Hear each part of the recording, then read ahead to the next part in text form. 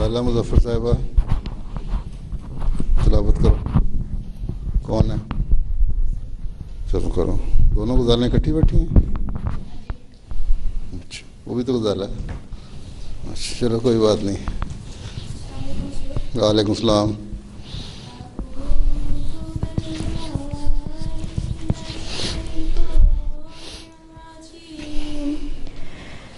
بسم اللہ الرحمن الرحیم. ما كان على النبي من حرج فيما فرض الله له سنة الله في الذين خلوا من قبل وكان أمر الله قدرا مقدورا. الذين يبلغون رسالات الله ويخشونه ولا يخشون أحدا إلا الله وكفى بالله حسيبا. ما كان محمد أبا أحد من رجالكم ولكن رسول الله وخاتم النبيين وكان الله بكل شيء عليما. جزاک اللہ.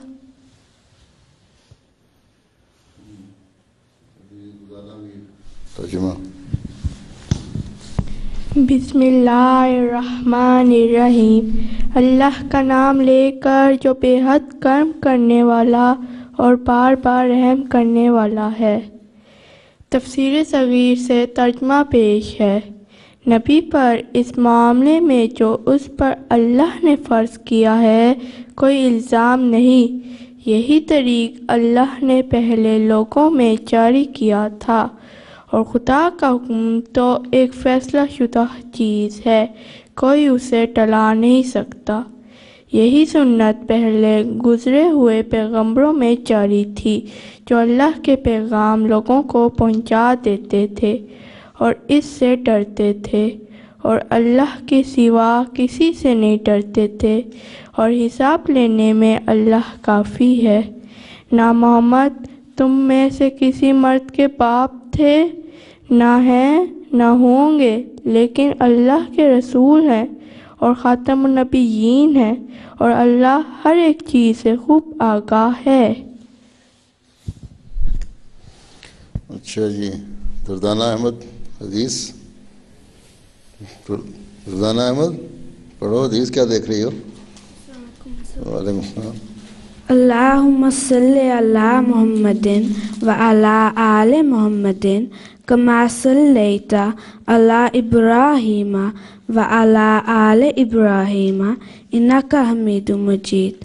اللہم بارک علی محمد وعلی آل محمد کما بارکت علی ابراہیم وعلی آل ابراہیم انک حمید مجید. ان ابی ہریرہ یقول قال رسول اللہ صلی اللہ علیہ وسلم انی آخر الانبیاء و ان مسجدی ھذا آخر المساجد. ترجمہ لبینہ احمد.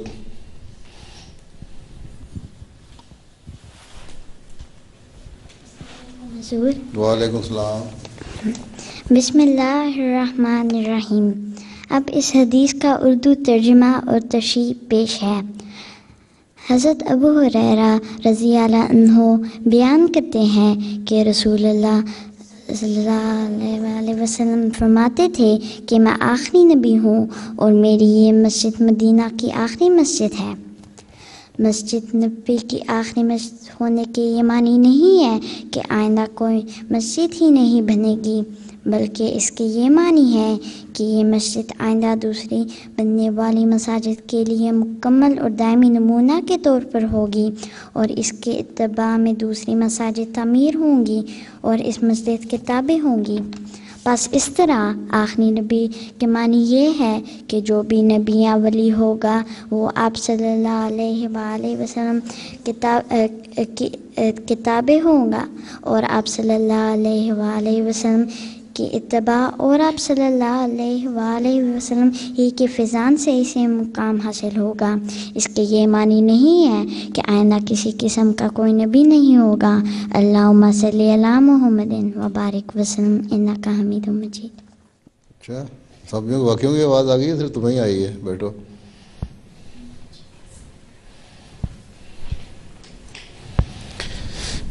جی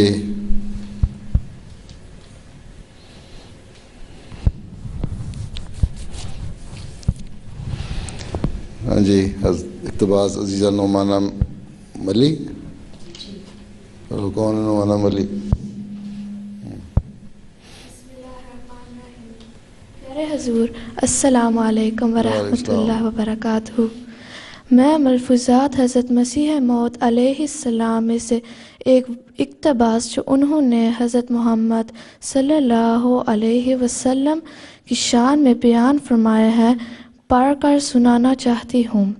حضرت مسیح موعود علیہ السلام فرماتے ہیں، وہ اعلیٰ درجہ کا نور جو انسان کو دیا گیا، یعنی انسان کامل کو، وہ ملائک میں نہیں تھا، نجوم میں نہیں تھا، قمر میں نہیں تھا، آفتاب میں بھی نہیں تھا، وہ زمین کے سمندروں اور دریاؤں میں بھی نہیں تھا، وہ لال اور یاقوت اور زمرد اور الماس اور موتی میں بھی نہیں تھا، غرض وہ کسی چیز ارضی اور سماوی میں نہیں تھا، صرف انسان میں تھا، یعنی انسان کامل میں، جس کا اتم اور اکمل اور اعلیٰ اور عرفہ فرد ہمارے سید و مولا، سید الانبیاء، سید الاحیاء محمد مصطفیٰ صلی اللہ علیہ وسلم ہیں۔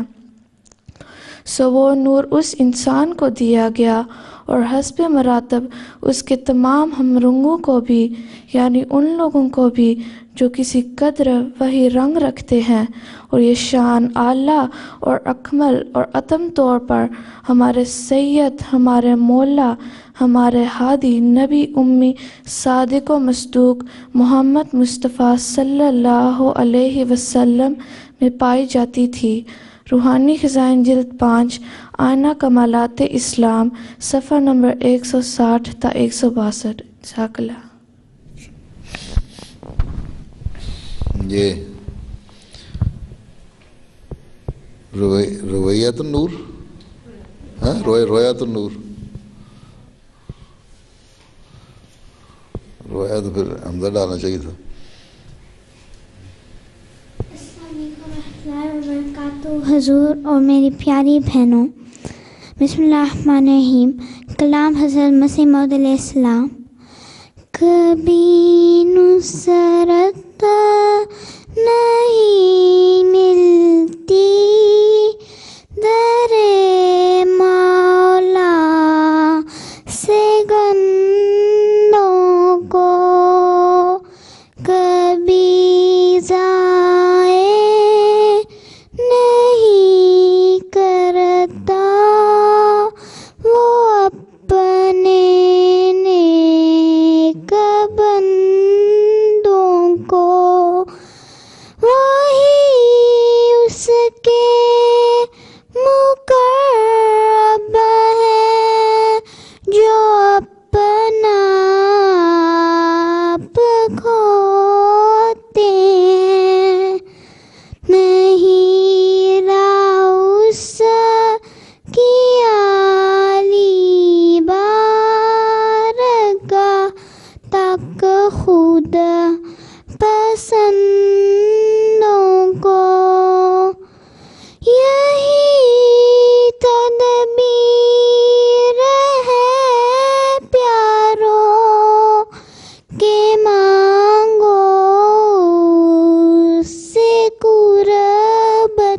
کو اسی کے ہاتھ کو ڈھونڈو، جلاؤ سب کمندوں کو، کبھی نصرت نہیں ملتی در مولا سے گندوں کو، کبھی ضائع نہیں کرتا وہ اپنے نیک بندوں کو۔ اچھا، نظم پڑھنے سے زیادہ تمہارے پنجوں پہ کھڑے ہو کر نظم پڑھنا کمال ہے۔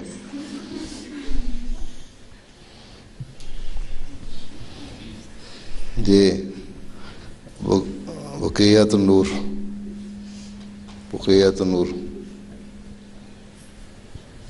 بقیت النور یا بقایا نور ہے؟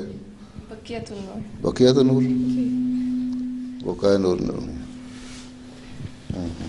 السلام علیکم ورحمۃ اللہ وبرکاتہ۔ پیارے حضور، میری پریزنٹیشن کا عنوان ہے مسیح ہندوستان میں۔ اس عنوان پر حضرت مسیح موعود علیہ السلام کی ایک تصنیف بھی ہے۔ حضرت مسیح موعود علیہ السلام کا ایک کام کسر صلیب بھی تھا، اور اس سلسلہ میں کتاب مسیح ہندوستان میں حرف آخر کہی جاتی ہے۔ اس کتاب کی روشنی میں مسیح کا صلیبی موت سے بچ کر ہندوستان جانا میں ثابت کرنے کی کوشش کروں گی۔ سب سے پہلے تو میں عیسائیوں اور غیر احمدی مسلمانوں کے غلط عقیدہ یعنی حضرت عیسیٰ علیہ السلام آسمان پر زندہ چلے گئے ہیں، ان دونوں کے اس عقیدہ کے فرق کو بیان کروں گی۔ عیسائی تو اس بات کے قائل ہیں کہ حضرت عیسیٰ علیہ السلام نے صلیب پر جان دی اور پھر زندہ ہو کر آسمان پر مجسم عنصری چڑھ گئے، اور کہتے ہیں کہ دنیا کا خدا اور مالک وہی یسوع مسیح ہے، وہی ہے جو دنیا کے آخر میں سزا جزا دینے کے لیے جلالی طور پر نازل ہوگا۔ تب ہر ایک آدمی جس نے اس کو یا اس کی ماں کو خدا کر کے نہیں مانا پکڑا جائے گا اور جہنم میں ڈالا جائے گا۔ غیر احمدی مسلمانوں کے عقیدہ کو حضرت مسیح موعود علیہ السلام کچھ یوں بیان فرماتے ہیں کہ مسلمان کہتے ہیں کہ حضرت عیسیٰ علیہ السلام مصلوب نہیں ہوئے، نہ صلیب پر مرے، بلکہ اس وقت جب کہ یہودیوں نے ان کو مصلوب کرنے کے لیے گرفتار کیا تو خدا کا فرشتہ ان کو مجسم عنصری آسمان پر لے گیا، اور اب تک وہ آسمان پر زندہ موجود ہیں، اور کہتے ہیں کہ عیسیٰ علیہ السلام خدا کے بزرگ نبی ہیں، مگر نہ خدا ہیں اور نہ خدا کا بیٹا ہیں، اور اعتقاد رکھتے ہیں کہ وہ آخری زمانہ میں دو فرشتوں کے کندھے پر ہاتھ رکھے ہوئے دمشق کے مینارہ کے قریب یا کسی اور جگہ اتریں گے اور امام محمد مہدی کے ساتھ مل کر دنیا کی تمام غیر قوموں کو قتل کر ڈالیں گے، بجز ایسے شخص کہ جو بلا توقف مسلمان ہو جائے اور کسی کو نہیں زندہ چھوڑیں گے۔ اب میں چند بائبل کے دلائل پیش کروں گی جن سے یہ اعتقاد کہ حضرت عیسیٰ علیہ السلام یہود کی شرارت سے مصلوب ہو گئے اور پھر زندہ ہو کر آسمان پر چلے گئے بالکل غلط ثابت ہوتا ہے۔ متی باب 12 آیت 40 میں لکھا ہے، یونس 3 رات دن مچھلی کے پیٹ میں رہا، ویسا ہی ابن آدم 3 رات دن زمین کے اندر رہے گا۔ خدا کی پاک کتابیں بتاتی ہیں کہ حضرت یونس علیہ السلام مچھلی کے پیٹ میں فوت نہیں ہوئے، بلکہ صرف زیادہ سے زیادہ بے ہوشی کی حالت میں تھے، اور وہ گواہی دیتی ہیں کہ یونس علیہ السلام خدا کے فضل سے مچھلی کے پیٹ میں زندہ رہے اور زندہ نکلے، اور پھر آخر میں ان کی قوم نے ان کو قبول کیا۔ اس مثال میں یہ اشارہ کیا گیا ہے کہ حضرت عیسیٰ علیہ السلام بھی زمین کی فوت نہیں ہوئے، بلکہ زمین کے پیٹ سے نکل کر پھر سے اپنی قوم کو ملیں گے۔ سو یہ پیش گوئی پوری ہوئی کہ حضرت عیسیٰ علیہ السلام صلیبی موت سے بچ کر ان بنی اسرائیل کے 10 فرقوں کی طرف خدا کا پیغام پہنچانے کے لیے نکلے، جو کہ 721 برس پہلے شال مندر شاہ اسور سمریا اسیر کر کے لے گیا۔ یہ وہ اسرائیلی کھوئی ہوئی بھیڑیں تھیں جنہوں نے افغانستان، کشمیر اور تبت میں آ کر اپنے باپ دادا کا مذہب ترک کر دیا تھا اور اکثر بدھ مذہب میں داخل ہو گئی تھیں۔ پھر بائبل میں ذکر ہے کہ حضرت عیسیٰ علیہ السلام نے صلیبی موت سے بچنے کے لیے خدا سے بڑی بے قراری کے ساتھ دعا کی، ایلی ایلی لما شبختنی، یعنی اے میرے خدا تو نے کیوں مجھے چھوڑ دیا۔ ایک نبی ہمیشہ خدا کی طے شدہ منشاء پر لبیک کہہ کر آگے بڑھتا ہے، تو پھر حضرت عیسیٰ علیہ السلام اپنی نجات کی دعا کیسے کر سکتے ہیں اگر ان کی صلیبی موت طے شدہ تھی؟ بائبل میں صلیب والے دن کے بیانوں سے بھی ظاہر ہوتا ہے کہ حضرت عیسیٰ علیہ السلام کی موت صلیب پر واقع نہیں ہوئی۔ صلیبی موت اس زمانہ کے پھانسی کی طرح نہیں ہے کہ انسان تقریباً فوراً ہی مر جائے، بلکہ مجرم کو 3 دن تک صلیب پر لٹکائے رکھتے تھے اور روٹی اور پانی کو نزدیک نہیں آنے دیتے تھے، اور پھر آخر میں ہڈیاں توڑ دیتے تھے۔ بائبل سے ظاہر ہوتا ہے کہ حضرت عیسیٰ علیہ السلام 3 دن تک بھوکے اور پیاسے صلیب پر نہیں رہے، اور نہ ہی ان کی ہڈیاں توڑی گئیں، بلکہ تقریباً 2 گھنٹے صلیب پر رہے، کیونکہ خدا کی منشاء اور فضل کے مطابق دن کے آخری حصہ میں صلیب دینے کی تجویز ہوئی، اور چونکہ وہ جمعہ کا دن تھا اور اگلے دن سبت تھا، تو یہ یہودیوں کے لیے قابل سزا جرم تھا کہ کسی کو سبت یا سبت کی رات صلیب پر رہنے دیں۔ حضرت عیسیٰ علیہ السلام کو بچانے کے لیے زمینی اسباب کے علاوہ اللہ تعالیٰ نے آسمانی اسباب بھی پیدا کیے۔ جب 6واں گھنٹہ ہوا یعنی 12 بجے کے بعد، تو ایک ایسی آندھی آئی جس سے ساری زمین پر اندھیرا چھا گیا، اور اندھیرے کی شدت سے یہودیوں کو ڈر تھا کہ سبت کی رات آ گئی تو انہیں تاوان دینا پڑے گا، اس لیے انہوں نے جلدی سے عیسیٰ علیہ السلام کو صلیب سے اتار دیا۔ اسی طرح بائبل میں صلیبی موت سے بچنے کی کئی شہادتیں ملتی ہیں، جیسا کہ ان کا صلیب سے اترنے کے بعد اپنے حواریوں سے ملنا، ان کو اپنے زخم دکھانا، ان کے ساتھ مل کر کھانا کھانا، ایک لمبا سفر طے کرنا اور ایک مرہم کا استعمال کرنا۔ اب یہ سوال اٹھتا ہے کہ اگر موت کے بعد حضرت عیسیٰ علیہ السلام ایک جلالی جسم حاصل کر چکے تھے، تو پھر یہ کیسے ممکن ہے کہ وہ ایک فانی جسم کی عادات اور مجبوریاں رکھتے تھے؟ بائبل خود صلیبی موت اور مسئلہ کفارہ کو باطل ثابت کرتی ہے۔ اب میں ان شہادتوں کا ذکر کروں گی جو حضرت مسیح علیہ السلام کے بچ جانے کی نسبت قرآن کریم اور حدیث میں بیان کی گئی ہیں۔ قرآن کریم میں اللہ تعالیٰ فرماتا ہے وَمَا قَتَلَهُ وَمَا صَلَبَهُ وَلَكِنْ شُبِّهَ لَهُمْ، یعنی وہ یقیناً اسے قتل نہیں کر سکے اور نہ اسے صلیب دے کر مار سکے۔ جی پڑھو قرآن شریف میں اللہ تعالیٰ کیا فرماتا ہے؟ قرآن کریم میں اللہ تعالیٰ فرماتا ہے وَمَا قَتَلَهُ وَمَا صَلَبَهُ وَلَكِنْ شُبِّهَ لَهُمْ، یعنی قرآن شریف نکال لو، قرآن شریف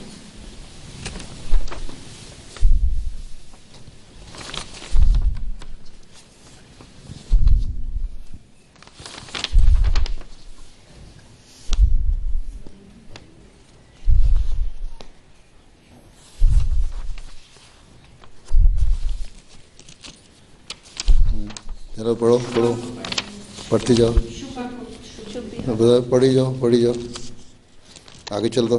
یعنی وہ یقیناً اسے قتل نہیں کر سکے اور نہ اسے صلیب دے کر مار سکے، بلکہ ان پر معاملہ مشتبہ کر دیا گیا۔ اب ظاہر ہے کہ حضرت مسیح علیہ السلام کو ہیروڈس اور پلاطس کے علاقہ میں کوئی عزت نہیں ملی، لیکن افغانستان، انڈیا میں آنے کے بعد بنی اسرائیل کے 10 فرقوں نے حضرت مسیح علیہ السلام کی دعوت قبول فرمائی، اور ان قوموں میں مسیح علیہ السلام نے بڑا مرتبہ پایا۔ حدیث کی روح سے بھی یہ ثابت ہوتا ہے کہ حضرت عیسیٰ علیہ السلام نے 125 برس کی عمر پائی، اور انہوں نے دنیا کے اکثر حصوں کی سیاحت کی، اس لیے مسلمان انہیں نبی سیاح کہلاتے ہیں۔ اب یہ ظاہر ہے کہ اگر وہ صرف 33 برس کی عمر میں آسمان کی طرف اٹھائے گئے تھے تو پھر 125 برس کی روایت صحیح نہیں، اور نہ ہی چھوٹی سی عمر 33 برس میں سیاحت کر سکتے تھے۔ حضرت مسیح موعود علیہ السلام کی تحقیق کے مطابق بنی اسرائیل کے 10 فرقوں کو ڈھونڈنے کے لیے حضرت عیسیٰ علیہ السلام نے جو سفر اختیار کیا تھا، اس کا نقشہ حضور نے اپنی کتاب مسیح ہندوستان میں بنایا۔ اس نقشے پہ آپ دیکھ سکتے ہیں کہ حضرت مسیح علیہ السلام اسرائیل سے فارس، فارس سے افغانستان اور پھر انڈیا سے کشمیر کی جانب گئے۔ اس تحقیق سے ظاہر ہوتا ہے کہ حضرت عیسیٰ علیہ السلام کے سفر کا آخری مقام سری نگر ٹھہرا۔ حضرت مسیح موعود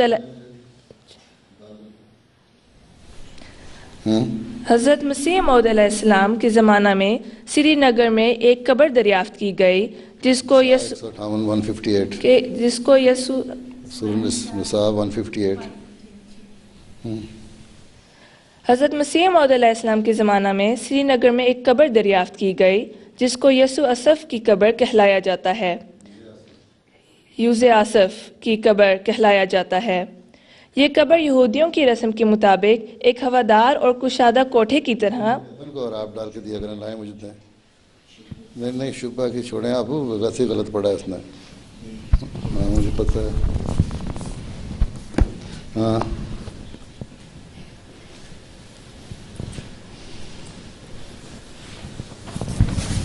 تو ہاں ذرا پڑھو۔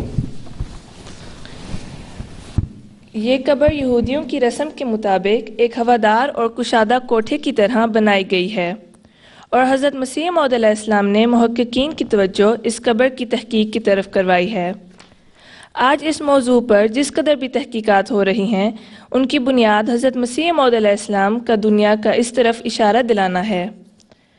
آخر میں میری دعا ہے، ربنا افتح بیننا و بین قومنا بالحق وانت خیر الفاتحین۔ چلو دوبارہ پڑھو تو وما قتلوا وما قتلہ وما صلبہ ولکن شبہ لہ۔ ذرا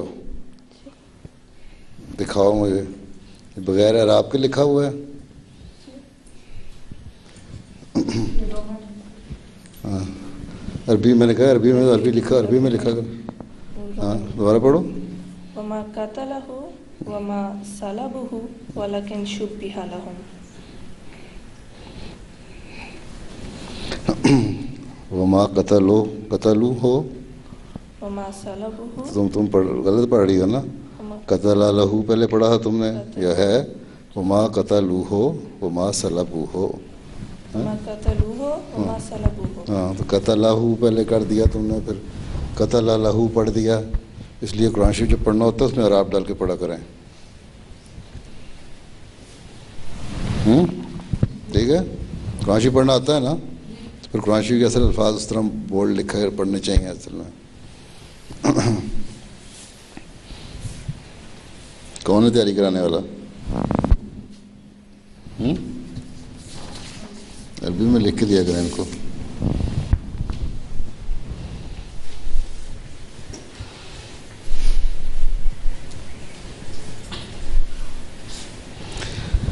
چلو اب خیر، شمائلہ قمر نظم پڑھو۔ السلام علیکم حضور۔ تمہاری بہن کا امتحان ہو گیا؟ جی گھنٹے کا امتحان تھا؟ 3 گھنٹے کا تھا 3 گھنٹے کا؟ جی 4:30 میرا ختم ہوا۔ اچھا ٹھیک ہو گیا؟ ہاں جی، چلو پھر بس دعا کرنا کہ میرے نظم پڑھو، دعا ہوتی رہے گی انشاءاللہ۔ اے عزیزو سنو کہ بے قرآن حق کو ملتا نہیں کبھی انسان، دل میں ہر وقت نور بھرتا ہے، سینے کو خوب صاف کرتا ہے۔ اے عزیزو سنو کہ بے قرآن اس کے اوصاف کیا کروں میں بیان، وہ تو دیتا ہے جاں کو اور ایک جاں، اس کے اوصاف کیا کروں میں بیان، وہ تو دیتا ہے جاں کو اور ایک جاں وہ تو چمکا ہے نئی ارے اکبر اس سے انکار ہو سکے کیوں کر اے عزیزو سنو کہ بے قرآن بحر حکمت ہے وہ کلام تمام عشق حق کا پلا رہا ہے جام بحر حکمت ہے وہ کلام تمام عشق حق کا پلا رہا ہے جام درد مندوں کی ہے دوا وہی ایک ہے خدا سے خدا نما وہی ایک اے عزیزو سنو کہ بے قرآن حق کو ملتا نہیں کبھی انسان اے عزیزو سنو کہ بے قرآن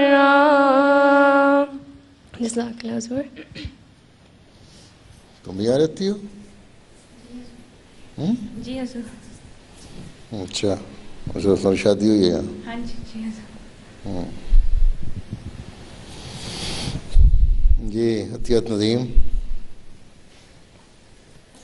پیارے حضور السلام آج میں ختم نبوت کے بارے میں کچھ بتاؤں گی جس کا ڈچ ترجمہ پریزنٹیشن میں ہے بسم اللہ الرحمن الرحیم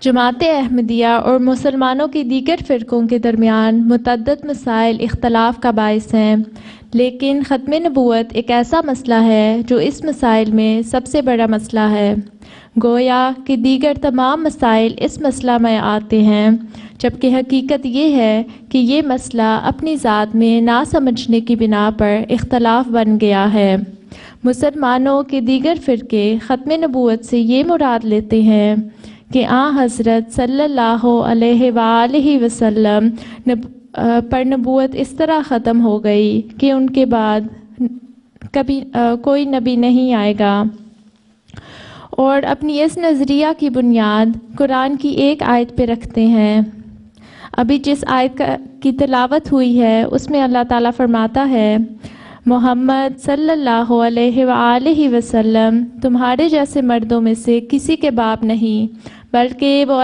اللہ کے رسول ہیں اور سب نبیوں کے خاتم ہیں اور اللہ ہر چیز کا خوب علم رکھنے والا ہے اگر دیانتداری سے اس پہ غور کیا جائے تو نہ صرف اس آیت سے حضرت صلی اللہ علیہ وآلہ وسلم کی بلند شان ظاہر ہوتی ہے بلکہ نتیجہ یہ نکلتا ہے کہ حضرت صلی اللہ علیہ وآلہ وسلم کی کامل پیروی اور آپ کے عشق میں فنا کے نتیجہ میں نبوت کا انعام بھی مل سکتا ہے اس آیت کے متعلق جماعت احمدیہ کے مخالف یہ کہتے ہیں کہ اس آیت میں جو خاتم النبیین کے الفاظ استعمال ہوئے ہیں اس سے یہ مراد لیتے ہیں کہ آپ کے بعد نبوت کا سلسلہ بالکل ختم ہو جائے گا کیونکہ آپ نبیوں کی مہر ہے مہر کسی چیز کو بند کرنے کے لیے استعمال ہوتی ہے چنانچہ کبھی کسی خط کو بند کرنا ہو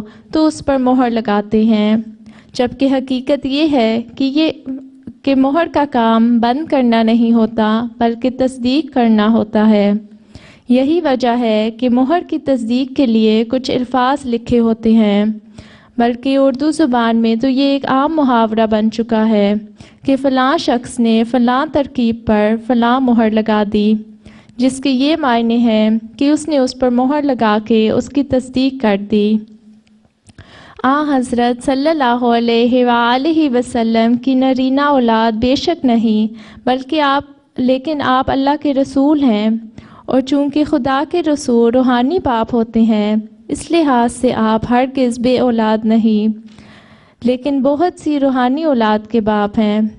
پھر آپ معمولی رسول بھی نہیں بلکہ خاتم النبیین ہیں، اور آپ صرف عام مومنوں کے باپ نہیں بلکہ روحانی طور پر نبیوں کے باپ ہیں، اور آپ کو وہ بلند مقام حاصل ہے کہ اب کوئی نبی نہیں آ سکتا جب تک آپ کی تصدیقی مہر اس کے ساتھ نہ ہو۔ گویا کہ آپ عام مومنوں کے ہی روحانی باپ نہیں بلکہ نبیوں کے بھی روحانی باپ ہیں۔ چونکہ نبی لوگوں کی اصلاح کے لیے آتا ہے، اس لیے اس امت کی اصلاح کے لیے بھی نبی آ سکتا ہے۔ چنانچہ اس امت کی اصلاح کے لیے خدا تعالیٰ فرماتا ہے، اے بنی آدم، اگر تمہارے پاس تم میں سے رسول آئے تو جو بھی تقوی اختیار کرے اور اصلاح کرے تو ان لوگوں پر کوئی خوف نہیں ہوگا اور وہ غمگین نہیں ہوں گے۔ اس آیت سے ثابت ہوتا ہے کہ جیسے دیگر امتوں میں اس امت کی اصلاح کے لیے نبی آتے رہے، جیسے بنی اسرائیل میں بے شمار نبی آئے، اس طرح اس امت میں بھی نبی آ سکتے ہیں جو قرآن کریم کے ذریعہ ہی اصلاح کریں گے۔ اور اگر کبھی کسی نبی نے نہ آنا ہوتا تو خدا تعالیٰ کیوں فرماتا کہ جب کوئی نبی آئے تو اس کو مان کر اپنی اصلاح کرنا، تا خدا تعالیٰ مغفرت کی چادر میں ڈھانپ لے۔ اس کے علاوہ احادیث سے بھی ثابت ہوتا ہے کہ اس امت میں کسی وقت میں بگڑ نہ تھا، اور اس بگاڑ کو دور کرنے کے لیے اور اصلاح کے لیے نبی آ سکتا تھا، جیسا کہ جماعت احمدیہ کے ختم نبوت سے متعلق یہ موقف ہے کہ امت مسلمہ کو نبوت کا انعام بھی مل سکتا ہے۔ اس موقف کی تائید مسلمانوں کے مختلف بزرگ علماء نے بھی کی ہے۔ مثلاً حضرت محی الدین ابن عربی اپنی کتاب فتوحات مکیہ میں فرماتے ہیں، حضرت صلی اللہ علیہ وآلہ وسلم پیروی میں نبی آ سکتا ہے، کیونکہ قرآن کریم آخری شریعت ہے اور اب کوئی نئی شریعت نہیں آ سکتی۔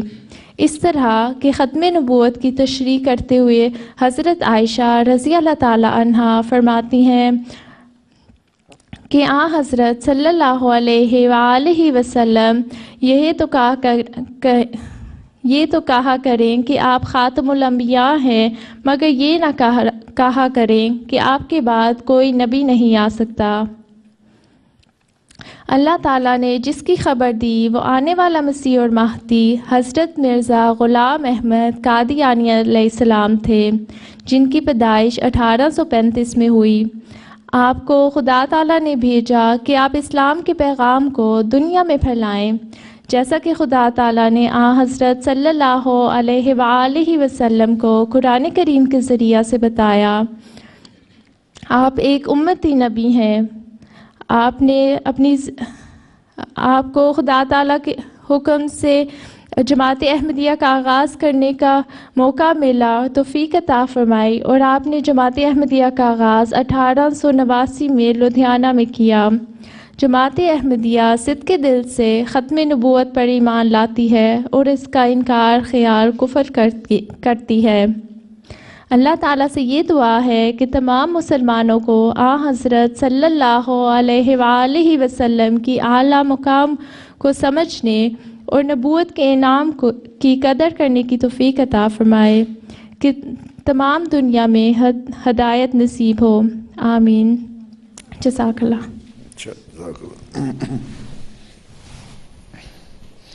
ماریہ باسط اعظم۔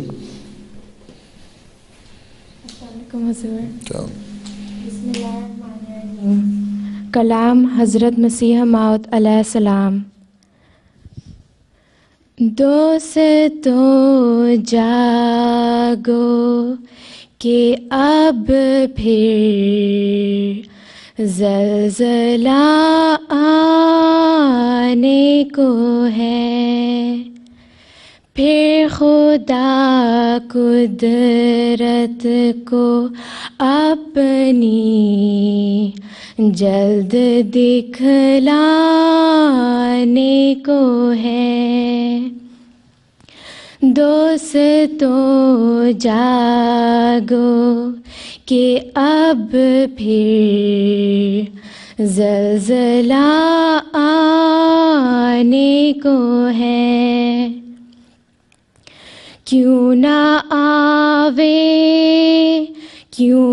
آوے زلزلے تقویٰ کی راہ گم ہو گئی.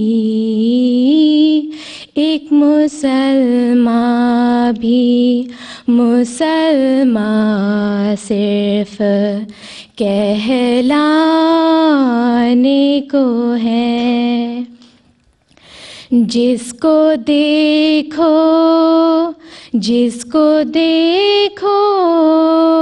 بدگمانی میں ہی حد سے بڑھ گیا. گر کوئی پوچھے تو سو عیب بتلانے کو ہے. دوستو جاگو کہ اب پھر زلزلہ آنے کو ہے. چھوڑتے ہیں دین کو اور دنیا سے کرتے ہیں پیار. سو کرے واعظ و نصیحت کون پچھتانے کو ہے. ہاتھ سے جاتا ہے دل دی کی مصیبت دیکھ کر. پر خدا کا ہاتھ اب اس دل کو ٹھہرانے کو ہے. دوستو جاگو کہ اب پھر زلزلہ آنے کو ہے. اس لیے اب غیرت اس کی کچھ تمہیں دکھلائے گی. ہر طرف یہ آفتیں جہاں ہاتھ پھیلانے کو ہے. موت کی راہ سے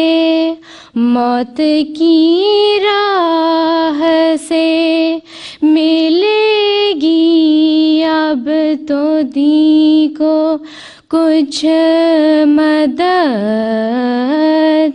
ورنہ دین آئے دوستو ایک روز مر جانے کو ہے. دوستو جاگو کہ اب پھر زلزلہ آنے کو ہے. یا تو ایک عالم تھا قربان اس پہ یا آئے یہ دن. ایک عبد بھی اس دین کے جھٹلانے کو ہے. دوستو جاگو کہ اب پھر زلزلہ آنے کو ہے. پھر خدا قدرت کو اپنی جلد دکھلانے کو ہے، دوستو جاگو کہ اب پھر زلزلہ آنے کو ہے. جزاک اللہ. چاہیے منازع جمیلہ.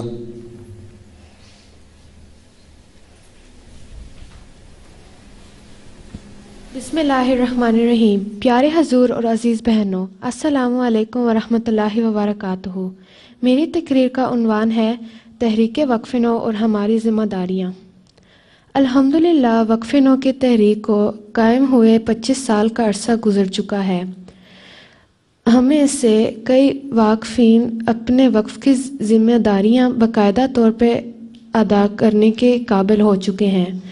بے شک ہمارے والدین نے ہمیں ہماری پیدائش سے پہلے ہی وقف کر دیا تھا، کیونکہ ان کی خواہش تھی کہ وہ خدا کے نیک اور پیارے بندوں کی طرح اپنے رب کے حضور خوبصورت تحفہ پیش کریں. وقف نو کے یہ تحریک ہم پر یہ ذمہ داریاں عائد کرتی ہیں کہ ہم نے اللہ تعالیٰ کے حضور پیش ہونے والے خوبصورت تحفے کی طرح اپنے آپ کو تیار کرنا ہے، اپنے آپ میں نیک اور اچھے باتیں پیدا کرنے ہیں اور بری باتوں اور برے کاموں سے خود کو بچانا ہے. جس قدر ہم اپنے اندر نیک اور پاکیزہ عادتیں پیدا کریں گے، اسی قدر ہم خوبصورت اور پیارا تحفہ بنیں گے. پیارے آقا حضرت خلیفۃ المسیح الخامس ایدہ اللہ تعالیٰ نے ہمیں اپنے خطبات اور وقف نو کے ساتھ کلاسز میں بہت سے اچھی باتیں بتائی ہیں. ہمیں ان سب اچھی باتوں کو کرنے کی عادت ڈالنا چاہیے.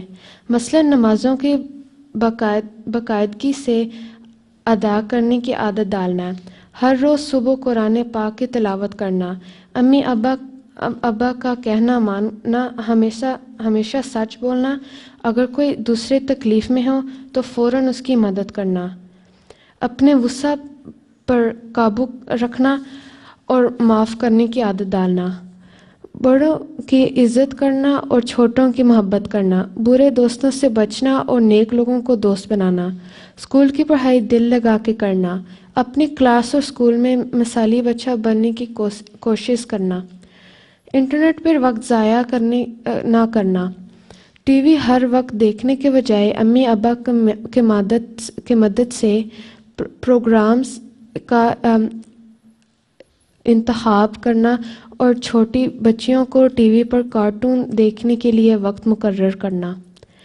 MTA پر حضور کے کلاسز باقاعدگی سے دیکھنا اور حضور کے خطبات سننا، حضور کو باقاعدگی سے دعا کے لیے خط لکھنا، جماعت کے مقامی پروگراموں میں باقاعدگی سے شامل ہونا، پڑھائی میں محنت کر کے ان شعبوں میں جانے کی کوشش کرنا جہاں پر جماعت کو ضرورت ہے، مثلا لڑکیوں کے لیے ڈاکٹر بننا، ٹیچر بننا اور زبانیں سیکھنا. اسی طرح اردو زبان بچپن سے پڑھنا اور لکھنا سیکھنا اور اللہ تعالیٰ کے حضور یہ دعا کرتے رہنا کہ وہ ہم سب کو اچھی واقفات نو بنا دے. آخر میں پیارے آقا سے دعا کی درخواست کرتی ہوں کہ آپ ہم سب واقفین نو ہولینڈ کے لیے دعا کریں کہ اللہ تعالیٰ ہمیں وقف کی روح کو سمجھانے والے نیک اور اچھے واقفات نو بنا دے. آمین. اچھا بس جی ختم ہو گیا؟ کچھ اور 5-7 منٹ ہیں تمہارے پاس. کیا سمجھ آئی اتنی تقریر کی ہے کیا کرنا چاہیے وقف نو کو؟ گلشن میں وقف نو ناصرات نے لکھا ہوا اس پہ، لجنہ ناصرات مشترکہ تھی. چلو خیر، کیا کہا ہے اس نے؟ اتنی لمبی تقریر کر دی بیچاری نے کہ یہ کرنا چاہیے وہ کرنا چاہیے، کہ سمجھ بھی آئی ہے کیا کرنا چاہیے؟ ان کو میں پوچھ رہا جن کی شادیاں ہو گئی ہیں، جن کی نئی شادیاں ہیں ان سے پوچھ رہا ہوں. کس کی بعد شادی ہو گئی؟ اچھا اچھا چلو کیا سمجھ آئی ہے؟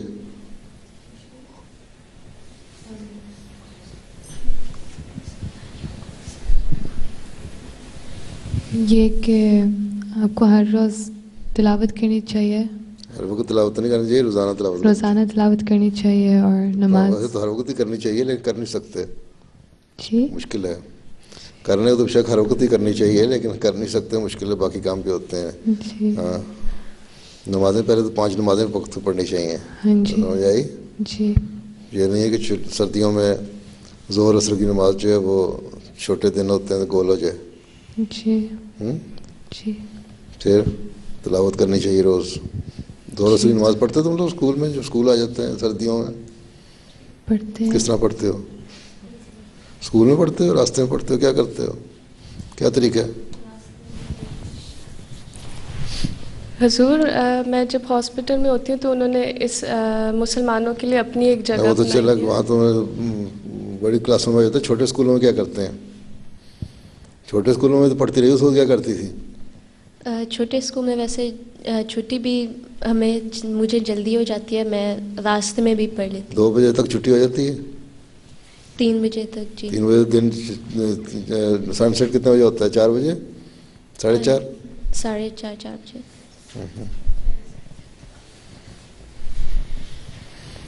اچھا ظہر عصر کی نمازیں باقاعدہ پڑھا کرو. اچھا کون کون پڑھتا ہے باقاعدہ؟ جو نہیں پڑھتے وہی پڑھ لیا کریں. اور کوئی بات بتاؤ. حضور میرے ایک دوست نے گھر میں ایک کیک بنایا اور کیا اس میں بنایا؟ ایک کیک بنایا. ہاں جی, اور اس میں الکوہل ڈالی تھی.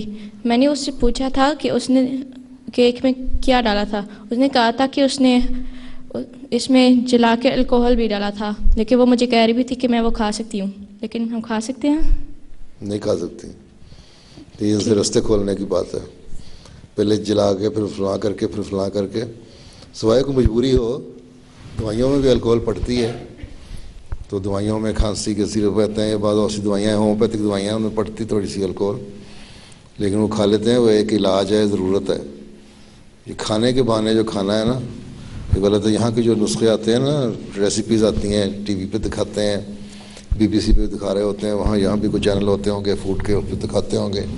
ان کی تو عادت ہے ہر کھانا ڈالو اس پہ الکوہل ڈال دو.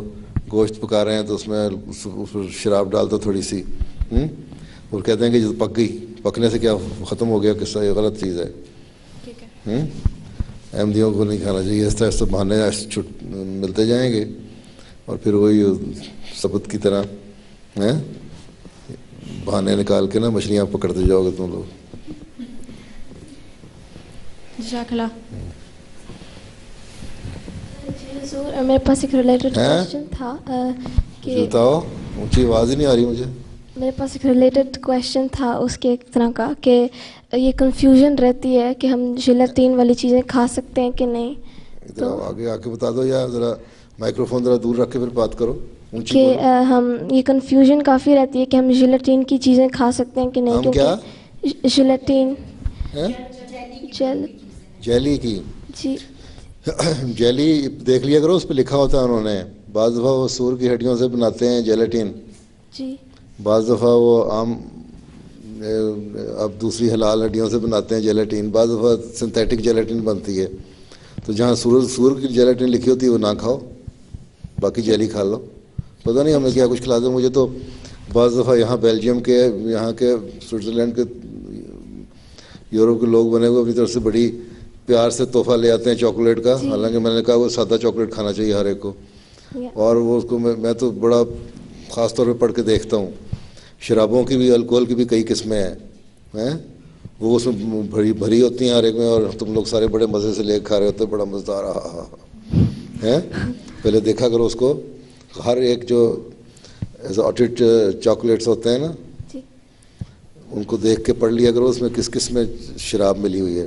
مطلب اور شرابوں کی بھی کئی قسمیں, بعضوں کے تمہیں پتہ ہی نہیں, تم سمجھتے ہو کہ کوئی اچھی چیز ہے. ڈکشنری میں دیکھ لیا کرو, اس سے تم پتہ لگ جائے گا کہ یہ شراب کی خاص قسم ہے. جی حضور. تو یہ نہیں ہے کہ وائن اور بیئر اور فلاں چیز پڑی ہوئی ہے تو تبھی شراب ہے، اور بھی بہت ساری شرابوں کے نام ہیں. جی. ہاں. اور صرف ملک چاکلیٹ پلین کھا لیا کرو زیادہ اچھا، یا نٹ والے. جی حضور.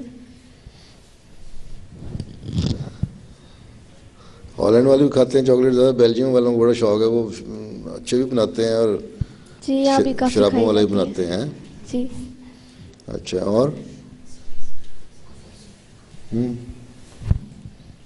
مجھے بھی چاکلیٹ کھانے کا بہت شوق ہے. بڑا شوق ہے، لیکن حالت سے تو نہیں لگتا کہ چاکلیٹ کھانے والے تو کافی موٹے ہوتے ہیں. ڈارک چاکلیٹ صحت کے لیے اچھی ہوتی ہے. وہ ڈارک چاکلیٹ اچھا ہوتا ہے، کھا لیا کرو، کوئی حرج نہیں. اس میں شوگر مطلب کہتے ہیں اس سے موٹاپا نہیں ہوتا ہے. اچھا. پھر کیا سوال کیا ہے؟ سوال نہیں ہے میرے پاس، لیکن میں ایگزامز ہو رہے ہیں. اچھا. تو آپ اس کے لیے پلیز دعا کرنا. اچھا ٹھیک ہے. چاکلیٹ کھانے کا شوق ہے، سوال بھی نہیں ہے، ایگزام ہو رہے ہیں، اللہ فضل کرے. تو مظفر صاحب کی بیٹی ہو جو خدام الحمدی کے صدر رہے ہیں؟ تمہارے ابو خدام الحمدی کے صدر بھی رہے ہیں پہلے 6-7 سال پہلے؟ اچھا. اور حضور میں پوچھنا چاہتی ہوں کہ اگر غلطی سے آپ الکوہول والی کوئی بھی چیز اگر غلطی سے الکوہول والی کوئی بھی چیز کھائی جائے تو اس اور اگر آپ کو پتہ بھی نہ ہو تو اس کے بعد پتہ بھی لگ جائے تو پھر آپ کو کیا کرنا چاہیے؟ بس جب پتہ کھا لیے غلطی سے تو استغفار پڑھ لو، اور کیا ہو سکتا ہے. اول تو پہلے احتیاط کرو، جیسا میں نے کہا پڑھ لیا کرو، کیونکہ یہاں ہر چیز بھی ہے، ان کی کم از کم شرافت ہے کہ ہر چیز پہ لکھ دیتے ہیں کہ اس میں کیا چیز ملی ہوئی ہے. تو اتنی شرافت تو ہے نا ان لوگوں میں، یورپین لوگوں میں. اور کاروبار بھی کرنا آتا ہے ان کو. تو اس کے بعد اگر غلطی سے پھر کھا ہی لیا ہے تو پھر ہے. لیکن بہت زیادہ بعض دفعہ لوگ ایسے بھی ہوتے ہیں، کراہت ان کی اتنی زیادہ بڑھ جاتی ہے کہ اگر فوری طور پہ ان کو پتہ لگ جائے نا تو وہ الٹی کرنے لگ جاتے ہیں. تو ایسی کوئی بات نہیں، پھر غلطی سے کھا لی، پھر استغفار پڑھ لو اور آئندہ سے احتیاط کرو. ہاں جی حضور. غلطیاں اللہ تعالیٰ معاف کرنے والا ہے. اللہ تعالیٰ نے یہ تو نہیں کہا میں تمہیں غلطی سے کوئی چیز کر دو گا تو میں تمہیں ضرور سزا دوں گا. ہاں جی. جب اللہ معاف کرنے والا ہے تو پھر ٹھیک ہے. اس انسانوں کو بھی اگر تم کسی سے دیکھو کہ اس نے کوئی غلطی کر دی ہے، اس کا مطلب یہ ہے کہ تم لوگ بھی غلطیاں لوگوں کی معاف کیا کرو اگر حقیقت میں وہ معافی مانگتا ہو. ہاں جی.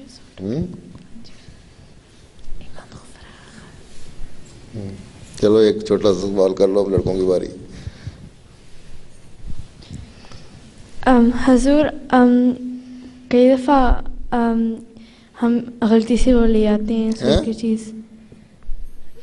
کئی دفعہ ہم بھی سور کی چیز لے جاتے ہیں، تو پھر اس کے بعد کیا اس کے ساتھ کرنا چاہیے؟ کیا مجھے سمجھ نہیں آئی کیا کہہ رہی ہے؟ غلطی سے اگر کوئی چیز آ جائے جس میں الکوہول یا جیلیٹن ہو تو پھر کیا کرنا چاہیے؟ تم نے بتا تو دیا، غلطی سے آ گئی اور تم نے کھا لی تو پھر استغفار پڑھ لو اور آئندہ احتیاط کیا کرو کھانے میں. اور کیا ہو سکتا ہے؟ نہیں، یہ میری مطلب ہے کہ وہ اس کے ساتھ چیز کے ساتھ کیا کرنا چاہیے. چیز کے ساتھ وہ جو چیز ہے جس کے اندر وہ ہے اس کے ساتھ کیا کرنا چاہیے؟ اس کے ساتھ کیا کرنا چاہیے؟ جو غلطی سے تمہارے پاس اگر آ گیا، تم نے خرید لیا چاکلیٹ. مجھے جو لوگ چاکلیٹ دیتے ہیں نا غلطی سے یا جان بوجھ کے پڑھتے ہی نہیں، ان کو پتہ ہی نہیں کیا ہوتا ہے کیا نہیں. تو ہمارے ہاں وہ عیسائی کام کرنے والا آتا ہے، ان کے لیے جائز ہے، میں اس کو دے دیتا ہوں، کھا لو. تم بھی عیسائیوں کو دے دیا کرو، کرسچن جتنے ہیں نا وہ تم کے لیے تو جائز ہے نا. وہ تو جائز سمجھتے ہیں، جو جائز سمجھتے ہیں وہ کھا لیں بے شک. لیکن یہ مطلب نہیں ہے کہ شراب پلا کے دوسروں کو پلانی بھی جائز ہے. حدیث میں آیا ہے کہ شراب بنانے والا، شراب کو رکھنے والا، شراب کو پلانے والا، سرو کرنے والے سارے جو ہیں نا ان سب پہ اللہ نے لعنت بھیجی ہے. اس لیے شراب سے جان بوجھ کے کچھ نہیں کرنا، لیکن وہ ان کے خیال میں اتنی تھوڑی مقدار میں یہ الکوہول ہوتی ہے کہ اس سے کچھ نہیں ہوتا. تو ٹھیک ہے، ان کو بتا دو کہ یہ الکوہول ہے والا چاکلیٹ ہے، تم نے لینا ہے تو لے لو، لے لیتے ہیں پھر.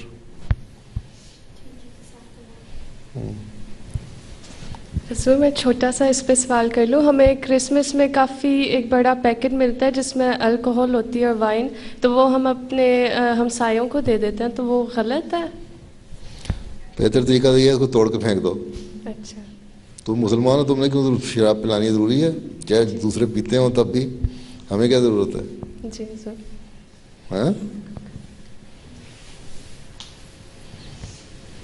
لوگ بعض احمدی لے لیتے ہیں جی, ہم نے سفر کر رہے ہیں ایئر لائن پہ, تو وہاں انہوں نے دے دی فرسٹ کلاس میں کرنے والے کوئی پتہ ہی نہیں دین کا, تو ہم نے تو رکھی ہوئی ہے, کوئی ہمارا دوست آتے ہیں تو ہم پلاتے ہیں. حالانکہ آنسر نے فرمایا کہ پلانے والے پہ بھی لعنت ہے.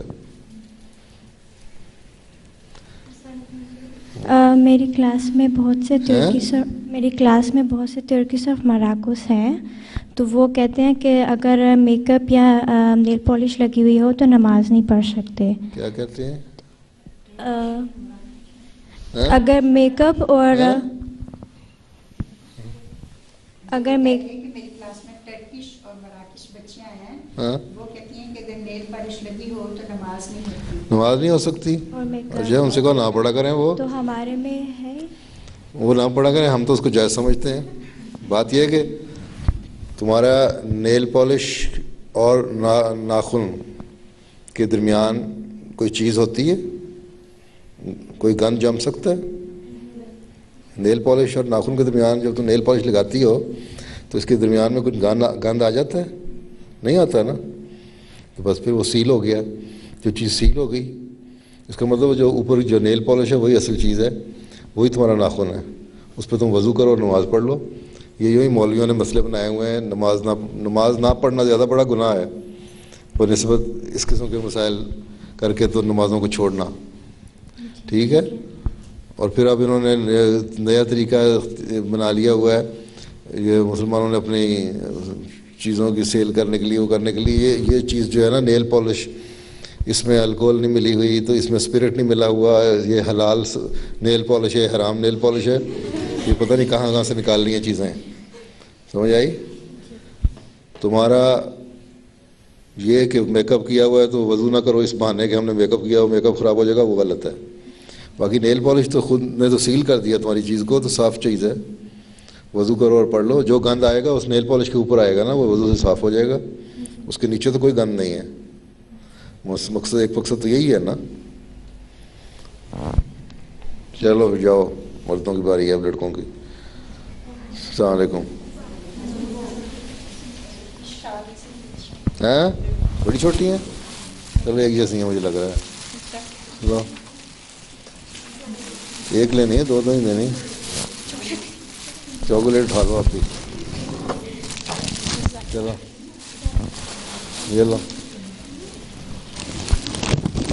چلو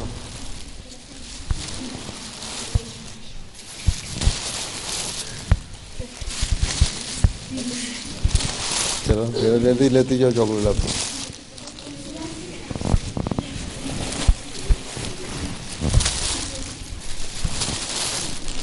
چلو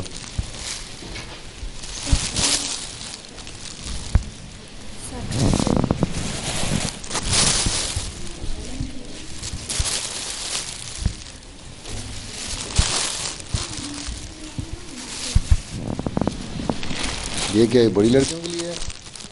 چلو بڑی چھوٹی سا بھی لیں گے, ایک لے لو. چلو